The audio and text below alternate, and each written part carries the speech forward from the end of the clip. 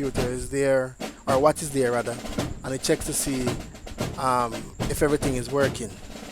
So you can often see it happening when you just start the computer. You will see those black screen with the white words. Right, that's the BIOS running right there. Right, that's the BIOS in action. It's testing to see all the lights are blinking. If you look at the keyboard, you see the keyboard light blinking, the mouse light flashing. It's testing to see that everything is working. And if it's not, the operating system will tell you, hello, go and spend your money. Your mouse is not working. The keyboard is not working. Or this device has malfunctioned. And now you'll have to go and buy a new one. No, it never tell you that. But it will tell you that it's not functioning. Okay. So let's go. It will then look for an operating system OS to tell you to tell it what to do next. Okay. So in terms of all the checks have been done in terms of all the hardware that's connected to the device. The next thing it will do is look for the hardware system and load it up into the RAM. This one, random access memory.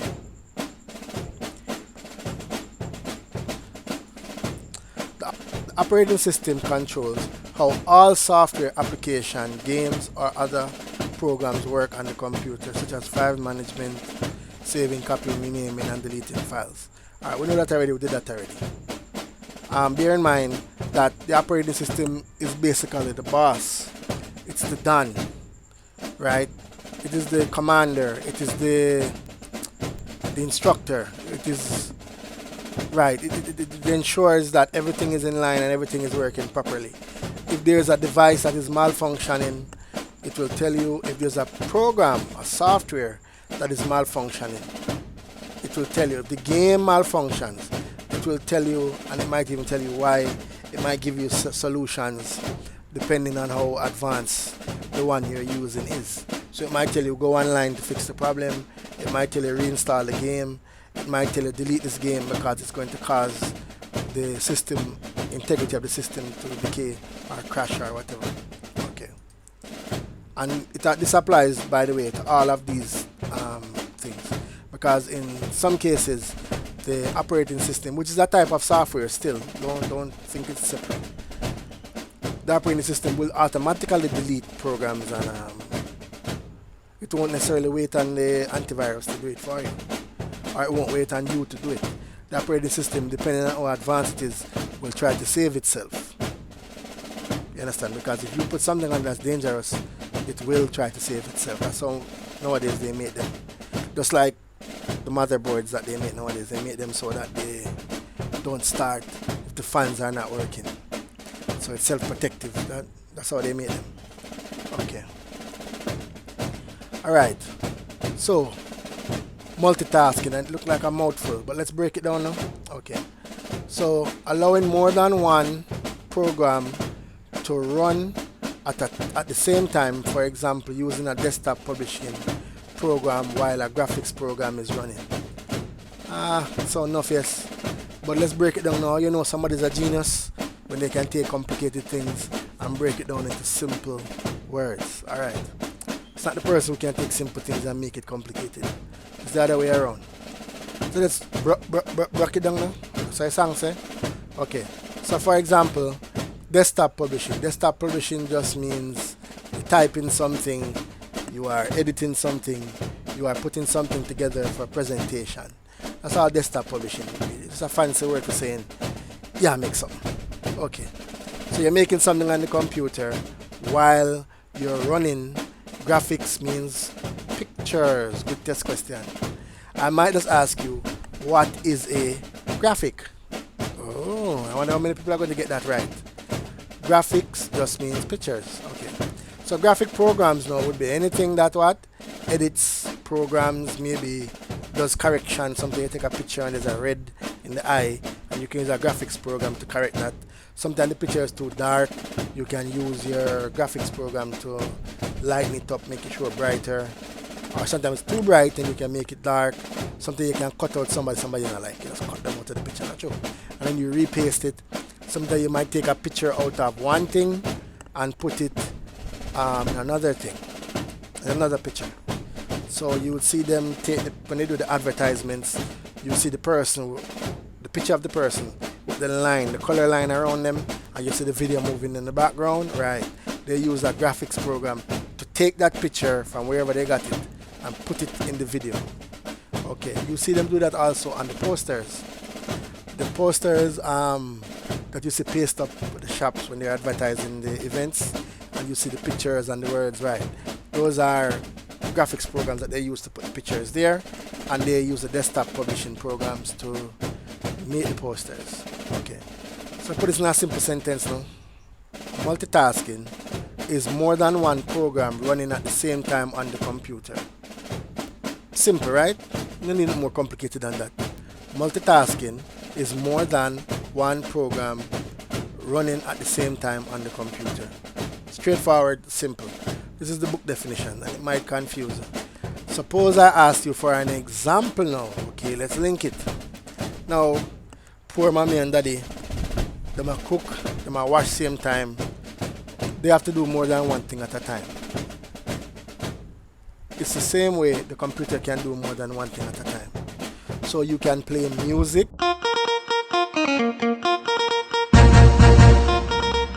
I know you're gonna dig this.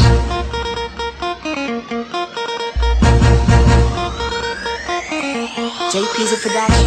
Hey, hey, hey. It's okay. Hey, hey. Oh yeah, shake body. Oh yeah, move body. Make you ring alarm. Oh yeah, shake body. Them girls just they feel me now. Cause I get the money, then they feel me now. And you can play a game at the same time. That is multitasking. So if I ask you for an example, you can say you can type a letter and play music at the same time on the computer. Key element, you're doing more than one thing at the same time. Multi-user. What does multi-user mean? Allowing more than one user on a computer network to access the same file on the same computer network at the same time. So what's multi-user? Allowing what? More than one person to access a file on the same computer network at the same time. Sounds long, but we can break it up. So, more than one person using the same file on the same network. So, for example, you might have a project that more than one person has to work on.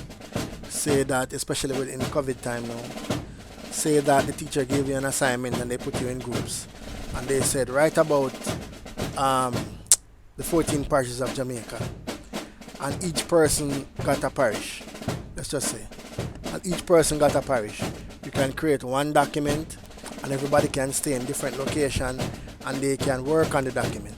So you do your part, and you add it, and they do their part, and they add it, and it's one document. And when it becomes that one document, the teacher will accept it and mark it. So therefore, more than one person working on the same file at the same time on the same network. Now, of course, you don't have to be miles away. You can be in the lab, each person working on a different computer, and they're accessing the same file, and they're all typing in the same file. So each person can see what everybody else sees. It's not a matter of you are doing your own thing and they are doing their thing, and then they don't see what you're doing. Everybody sees what everybody else is doing on different computers. So bear that in mind.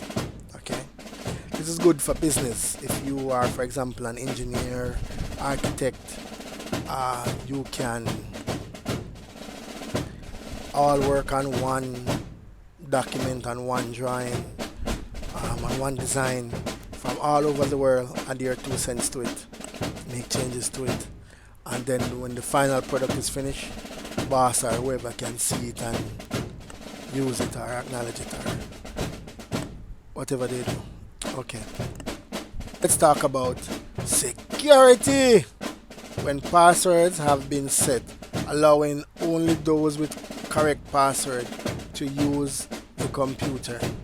Okay, so everybody knows about passwords, and some people lock their phones, some people lock their tablets, some people lock their laptops, and the security is just a mechanism to protect your work, to protect whatever you have on it. Some persons have personal stuff, some persons have business stuff that they have on their devices, and they try as best as possible to lock it up, to secure it. Especially when you go online, there are persons who are not so well thinking who infiltrate your system and take things out of it. So the operating system allows you some amount of security. It blocks out unwanted intrusion, whether from a physical point of view. Some systems, when you lock them, you are not able to open them even if they are stolen. On other systems, you lock them, nobody can get onto the device, meaning they cannot boot it up and open it up and go in there and see what you have in there. And the operating system allows you that protection. So the operating system is also in charge of some aspects of security. It depends on which one you're using. The more older versions, you depend on the antivirus to protect your computer. The newer versions, the operating systems are more capable, and they protect users' data and files and so on. Hardware control. So we talked about how the operating system controls the hardware. It checks and tells you if it's working. If it's not working, it reports that it is not working, and so on and so forth. The operating system also sets the rules for controlling hardware resources. Okay, hardware resources. So anything you plug on the computer, here's this word, I told you I would add it. Peripherals. Alright, and you get the spelling. Peripheral. What is a peripheral? A peripheral is any device that is connected to the system unit. System unit is the box part of the computer, like I said before. So controlling peripheral devices as a keyboard, such as a keyboard, a mouse, a scanner. So everybody knows a keyboard, everybody knows a scanner. There are no mice there. There's a printer, scanner there. Everybody knows. So these are all peripheral devices.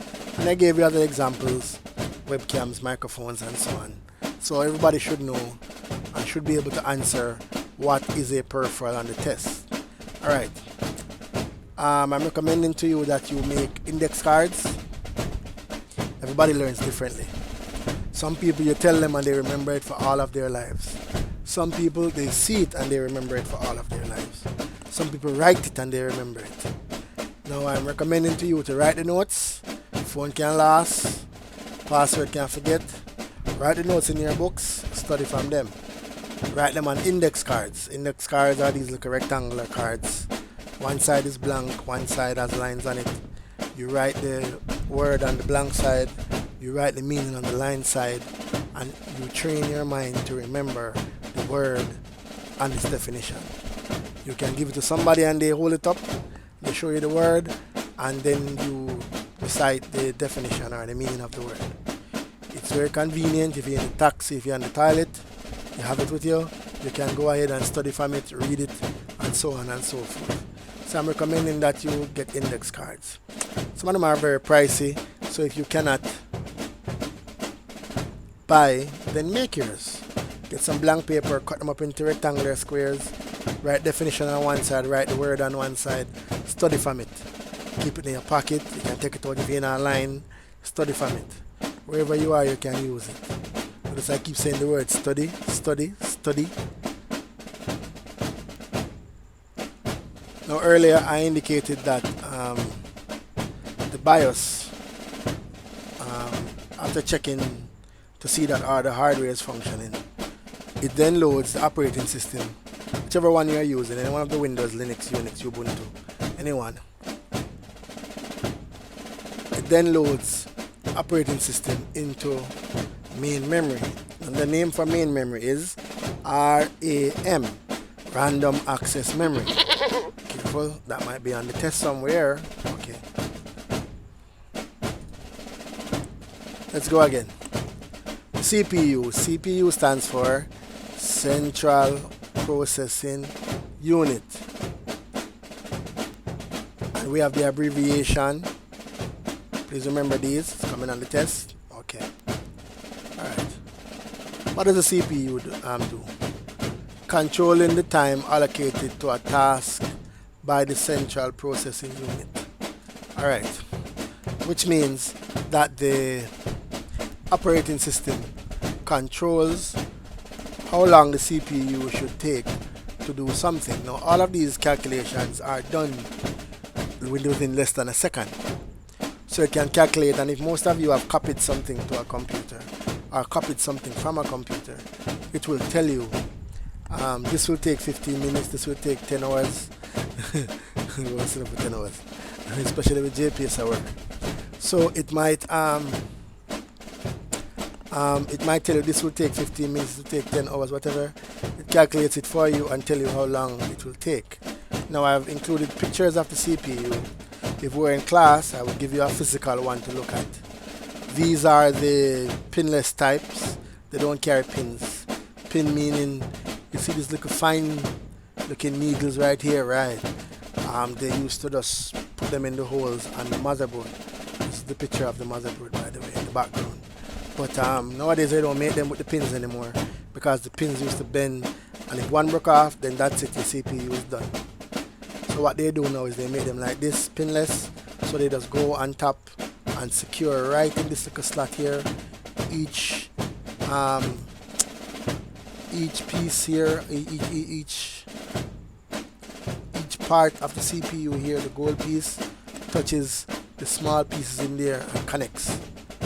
Because it was very tricky in those days to be putting this type of CPU, especially when they were so expensive.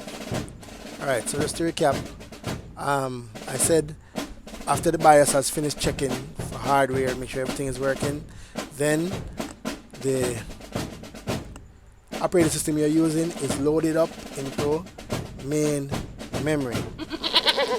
And by the way, it also controls the amount of memory used for a particular operation. So let's say that you're playing one of those high graphics games.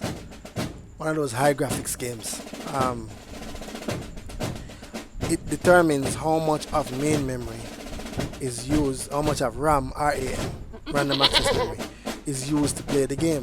So yes, you can play the game and play the music, but if your computer is old, it might tell you that it cannot, or there's memory space is low or something like that, and that it can't do both. It depends on the size of the RAM, the main memory that you're using. So you have to upgrade your memory or get a new machine if you want to do multiple things, if you want to multitask. Because the more main memory you have, the more things you can do on the PC, laptop, phone, whatever. Okay. Also the hard drive, which is where the operating system, the files for the operating system are stored. Also bear in mind that the operating system determines not only where the file is saved, it also determines how much space is being used. So you can compress files to allow more space, or it might ask you to delete files from the hard drive. This is the hard drive, by the way, if I didn't say it. This is the hard drive, and this is where all your games and files and pictures are stored. Bear in mind, this is the hard drive for the PC. I didn't include one for the laptop. You can go ahead, just Google images it, and you'll see what the laptop hard drive looks like. Now the operating system, like I said, it can compress the files to make them smaller so that they fit better on the hard drive. It can do what's called defragmentation to kind of like rearrange them so that you have more space. It can also it will warn you that you're running low on space if you have too many things, a lot of songs a lot of pictures, a lot of videos, movies on your hard drive, whether it's a phone, the tablet, or the PC, laptop, whatever. It will warn you that your disk space is running low and you should clean up. And by the way, hard drive is a secondary storage device. Alright, you should have learned that in grade 8 about primary storage and secondary storage. Okay, so the hard drive is a secondary storage device, and it does what? It saves everything that you save on the computer and the phone goes on the hard drive. Think of, for in the case of the phone, the hard drive would be the onboard drive, or it would be the SD memory. Think of it like that. Still secondary storage, still saving everything to it. The camera has a SD memory inside of it, still secondary storage. Alright, so please bear in mind that the hard drive is controlled, the space on the hard drive is controlled by the operating system as well. So I might just ask you on the test, true or false question. The operating system controls the amount of space used on the hard drive.